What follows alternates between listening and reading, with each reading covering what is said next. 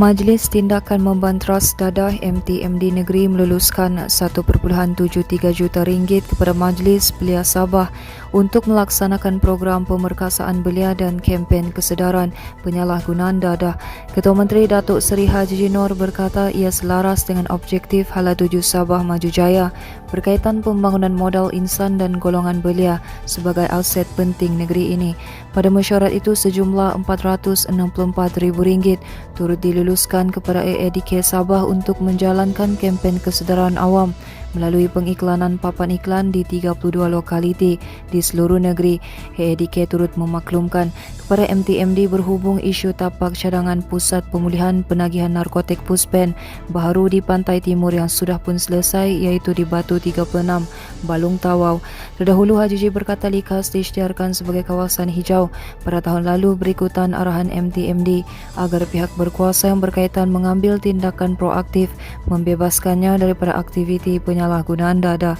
Katanya usaha berterusan juga perlu dilakukan untuk memastikan likas kekal sebagai kawasan hijau aktiviti penyalahgunaan dadah. Mesyuarat hari ini membincangkan dua cadangan iaitu memperkasa publicity kesedaran awam oleh AADK Negeri dan memperkasakan potensi belia oleh Majlis Belia Sabah. AADK dan Polis Diraja Malaysia turut memberi taklimat mengenai status program pembasmian dadah bersepadu dan senario dadah di Sabah. Apa sahaja yang terbaik untuk menangani isu bekalan air di Sabah kita akan laksanakan. Namun begitu perlu diingat hari ini kita merancang agak mustahil esok boleh kita laksanakan. Ini bukan cerita lampu ajaib Aladin. Itu antara maklum balas timbalan Ketua Menteri Datuk Seri Mokhtar Radin berhubung tuduhan kononnya beliau selaku Menteri Kerja Raya dan kerajaan seolah-olah tidak melakukan sesuatu untuk menangani isu air di negeri ini. Sebaliknya Mokhtar menegaskan kerajaan negeri sentiasa peka terhadap isu gangguan bekalan air yang berlaku hampir di semua daerah dan menjejaskan keselesaan rakyat negeri ini sejak sekian lama.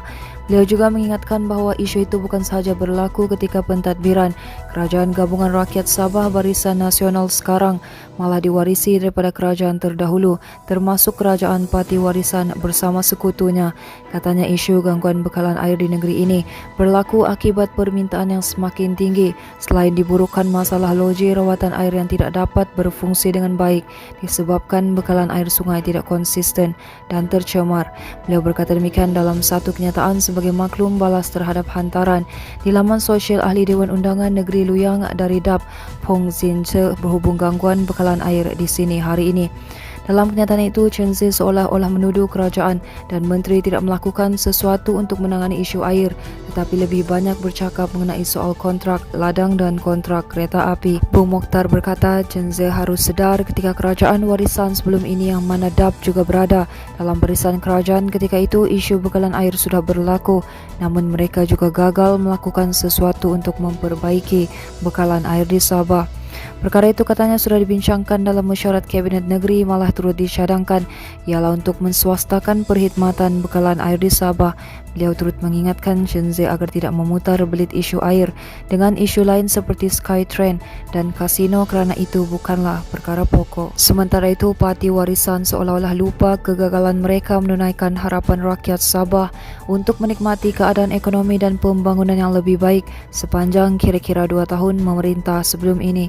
Ketua Penerangan UMNO Sepanggar Ibrahim Zul Aklamat berkata, kegagalan itulah yang menyebabkan rakyat Sabah menolak warisan dan rakan sekutunya pada pilihan raya negeri ke-16 pada September 2020.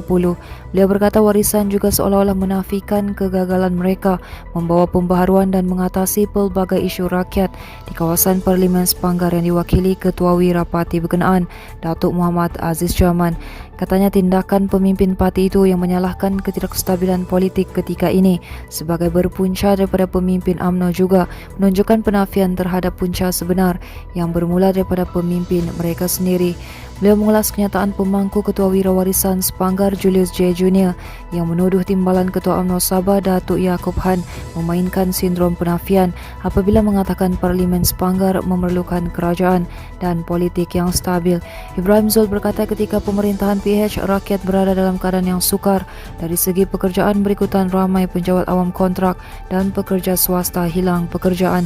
Katanya kerajaan negeri dan persekutuan yang ada ketika ini turut memberikan dana menerusi belanjawan masing-masing kepada ahli Dewan Undangan Negeri dan ahli Parlimen Pembangkang untuk mereka membantu rakyat. Lebih menyedihkan, beliau berkata warisan seolah-olah lupa bahawa pemimpin mereka pernah bertanggungjawab dalam usaha menyelesaikan isu terbabit ketika berada dalam kerajaan Barisan Nasional sebelum ini. Mengenai kelantangan Aziz menyuarakan kepentingan rakyat Sepanggar, Ibrahim Zul berkata beliau mengakui Aziz bersuara namun ia hanya berlaku selepas menjadi pembangkang.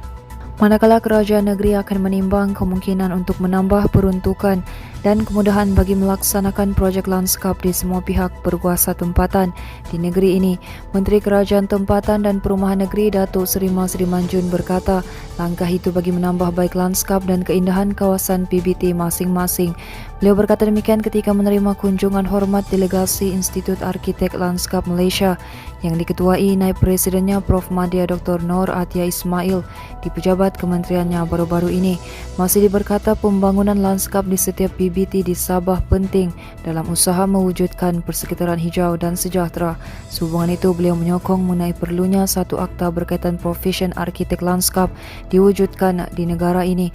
Jelasnya usaha meningkatkan industri dalam semua profesion di Sabah penting bagi sama-sama membangunkan negeri ini selaras pelan pembangunan Sabah Maju Jaya. Seterusnya, sebanyak 10 blok rumah kongsi di penempatan sementara kampung Bangau-Bangau Sempurna terbakar malam tadi. Kejadian yang dilaporkan berlaku pada jam 11 malam itu mengakibatkan sekurang-kurangnya 100 rumah musnah sepenuhnya. Jurucakap Pusat Gerakan Operasi Jabatan Bomba dan Penyelamat Malaysia Sabah berkata pihaknya menerima panggilan kecemasan pada jam 11.35 malam. Katanya sepasukan 12 anggota dan pegawai bersama jentera serta van unit bantuan perkhidmatan kecemasan dikerahkan ke lokasi kejadian. Katanya anggaran keseluruhan kawasan 6,070 meter persegi itu terbakar 100% dan pasukan bomba bertindak memadam kebakaran menggunakan satu aliran 152 meter dengan 2 pancutan dari sumber air pilih bomba berdekatan. Menurutnya tiada mangsa dilaporkan terbabit dalam insiden itu dan api kebakaran berjaya dikawal pada jam 12.46 tengah malam. Teruskan bersama kami, jasoka.com, berita komprehensif.